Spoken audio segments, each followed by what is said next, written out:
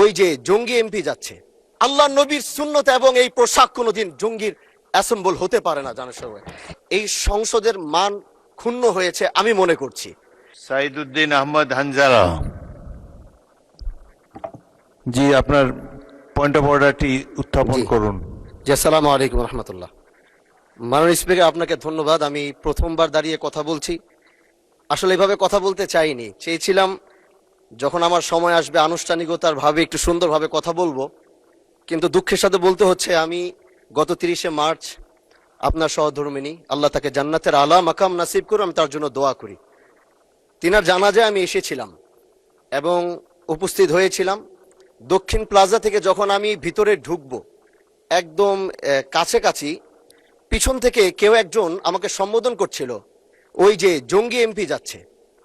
তো এই বিষয়টা আসলে এইভাবে আসতো না। তো একটু পর থেকে সোশ্যাল মিডিয়াতে দেখলাম যে এই বিষয়ে খুব লেখালেখি এবং এই ভিডিওটা নিয়ে খুব আলোচনা চলছে, যেটি জাতীয় সংসদের একজন রানিং এমপিকে সংসদের কাছে যখন জঙ্গি বলে সম্বোধন করা হয়, আর এটার জন্য এই সংসদের মান ক্ষুণ্ণ হয়েছে আমি মনে করছি।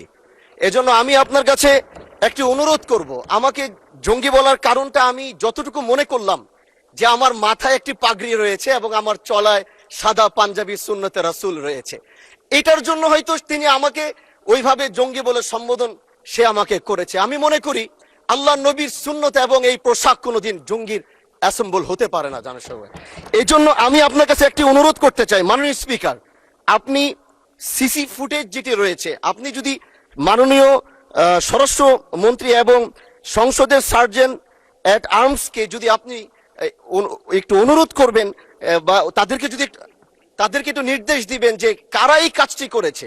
অবশ্যই এই কাজটি এই জন্য করেছে যেন এখানে আমাদের বিরোধী দল যারা রয়েছেন এখানে তাদেরকেও হয়তো তাদের সম্মান ক্ষুণ্ণ করার জন্য হতে পারে, ওখানে প্রশাসন দাঁড়িয়েছিল, প্রশাসনের সম্মান ক্ষুণ্ণ করার জন্য হতে পারে। এই জন্য আমি চাচ্ছিলাম একটি সঠিক তদন্ত যদি আপনার মাধ্যমে নির্দেশনা আসতো তাহলে এই বিষয়টি ক্লিয়ার হতো। ধন্যবাদ। মাননীয় সদস্য, বিষয়টি অবশ্যই অত্যন্ত দুঃখজনক। আমি আপনাকে অনুরোধ জানাবো, বিশেষ অধিকার প্রশ্নে আপনি এ ব্যাপারে একটি নোটিশ দেন, বিষয়টি আমরা বিবেচনা করব। বিশেষ ধন্যবাদ।